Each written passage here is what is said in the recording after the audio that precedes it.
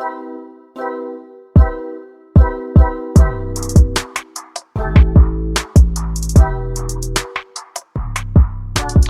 there, guys. I hope you're all doing incredibly well, and a really warm welcome back to the channel.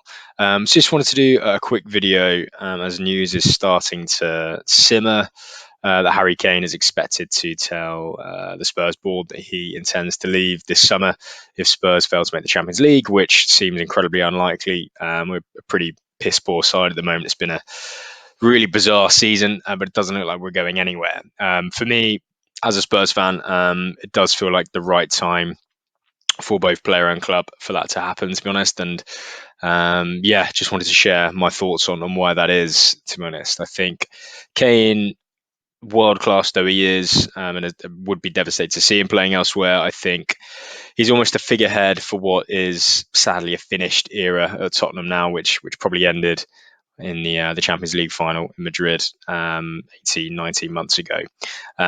So for me, I think Spurs really need to freshen up. I think Kane deserves a chance to win the big trophies, and he's not going to do it at Spurs anytime soon. So I think if Spurs can cash in 100 million, reinvest that, reinvigorate what is a really weary squad. I think it's probably best for both parties at the moment. But just looking into Spurs in particular, and I think the problems really started for Tottenham in this transfer window in 2018-19. This was actually the season we made the Champions League final. The whole club was in a standstill with delays to the stadium. We were playing at Wembley at the time. Started out really well. We were in the title race up until around Christmas, and then fell away. Didn't bring anyone in of note. A couple of youth players. Janssen coming back from loan, Skip coming in from the youth team, and then two loanees coming back as well. If you remember, I think it was a Premier League record that we went an entire season without making a first team signing. Moussa Dembele left in January as well, which was probably looking back a really terrible piece of business. I think that's really where the problem's starting to come from. After that January transfer window. So this really is where the problem started for Spurs for me. I think if you look back through previous seasons, we're really quite skillful, and credit to Daniel Levy, and I think maybe Franco Baldini was there at the time. I don't know if him being sacked a few years ago might have had some impact in that as well. But if you look back previous seasons, we were really good at quietly getting people out, bringing money into the club. You can see here 100 million coming in, probably from absolute rubbish. Kyle Walker, in fairness, for 52 million. But even that, top asset though Walker was, we really did get top dollar for him. Kevin Wimmer, what a piece of business that was. A shame Stoke aren't around to take our players anymore. Ben Taleb going for 20 million, and Jai, 7 million. Fazio. Janssen going out on loan. So quite a bit of money coming in for, quite forgettable players. I think we invested that relatively badly this time around, but a few first team players in there. Going back through to 16-17. Again, quite a lot of change around. So 8 players coming in, 8 players coming out. Net spend of 30 million. But again, Musa Sissoko, Janssen, Wanyama coming in, and Kudu. None of these really hitting the heights, to be honest, but they have had an impact on the squad. Mason going up for 15 million, Chadley going up for 15 million, Pritchard going up for 10 million. So we were quite skillful at getting players out of the club and getting big money for it. If you look back through recent years, with Ericsson, Danny Rose is one that springs to mind that there was big interest in a few years ago. Now he's gone for peanuts essentially. So this was the incomings last season. If you look at the outgoing, he's got 20 million, 27 million for Ericsson. If I look at the market value, that was a really awful piece of business that I think came from some Daniel Levy pride, to be honest. I think we'd been known as a selling club, and he was really determined to keep our assets and keep challenging, which noble though it was, I think almost the money ball approach had been working for Spurs, and is what built us to being in a position to compete in the first place. So another reason I think it's probably time for Spurs to cash in, to be honest, is that we've never really found an answer to the kind of Harry Kane conundrum in that Spurs fans will kind of hate me for saying this, but in that he is in some ways too big for the club. We've never been able to fill that backup striker void. If you look into some of the signings we've made over the last few years, Carlos Vinicius hasn't really worked out. Who do we bring in the season before? Janssen was probably the last crack at it we had. Really didn't work out. Lorente coming in 17-18 kind of had some moments, but again, really didn't work out. I think the reason we find it so difficult in this situation is that we don't have um, the financial clout to go and buy a really top dollar striker that can, in his own right, compete with Kane, and he's not going to be overawed by that level of competition. Somebody that might be able to complement and play with him. We've always been in the market for either a young kid coming through that is happy to play 10, 15 games a season, maybe have 90 minutes in the Europa League, or that guy that's kind of coming towards the end of their career and they're happy to play that bit part role like Lorente did, and it kind of did it to an okay level, to be honest. But it's not really an enviable position to be in. I think for Spurs now, we'd need to radically change and reinvigorate what we're doing, but I think the time has come to do that. We do look stale.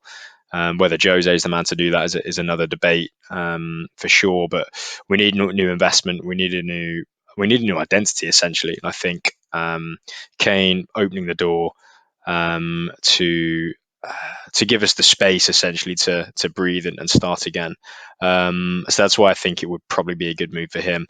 And again, it's not going to be an issue that the likes of Man City, the likes of Juventus, Real Madrid, wherever he ends up, if he is out for 10 weeks a season, they're going to have the quality to come in. I was looking at the Man City side earlier, and Nathan Ake was playing. I think it was a 45 million signing that it's got to go down as a flop in anyone else's book because it's Man City and because they do it every transfer window. Nobody's even batting an eyelid. Someone like Spurs can't afford to get away with that. So I think it's something that's always hung around Spurs. We're always going to lose Kane for 8-9 weeks a season. We've got no one coming in that can do a backup job. So where Kane ends up, I think, is ultimately going to come down to what happens with this man, Erling Haaland, who, as phenomenal as Harry Kane is, this man, he's going to be the main target. He's going to be the primary target for the big clubs this summer. And I think whoever misses out on Haaland may be the destination for Kane. I think Haaland ends up at City. I think City are clearly the place you want to be right now. Absolute juggernaut, keep rolling on. They're potentially going to win everything this season. I think someone like Erling Haaland, obviously, following his dad's footsteps. He's gonna fit in there like a glove. Aguero finished. Jesus isn't going to do it. Clearly, City need that void filled, and what a way to fill it this man would be.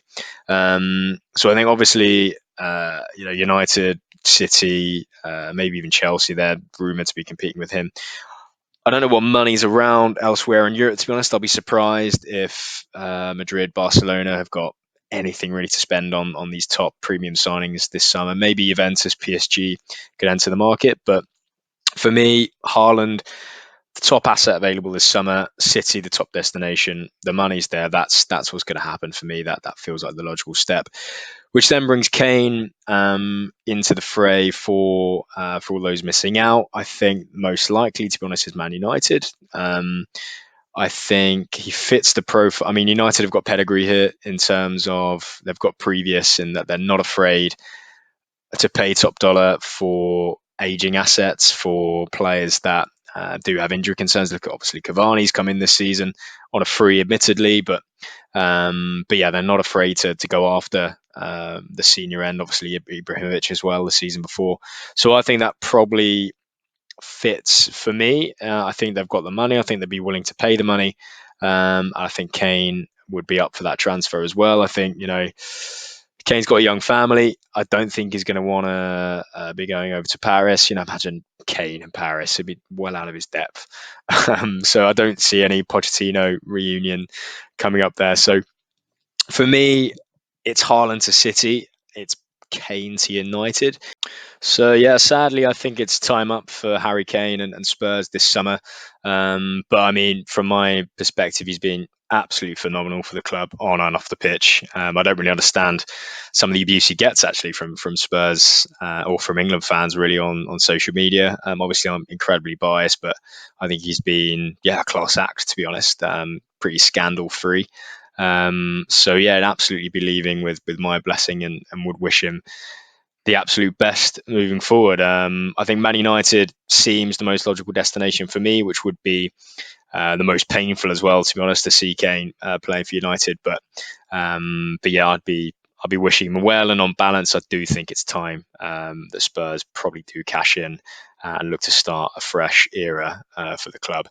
But anyway, thanks so much for watching again, guys. United fans, let me know what you think in the comments. Spurs fans, do you agree, disagree? Do you think we should fight tooth and nail to keep hold of him? Wouldn't hugely disagree with that, but personally do think it's time to cash in. But anyway, thanks so much for watching again. Please do like and subscribe for more content coming very soon.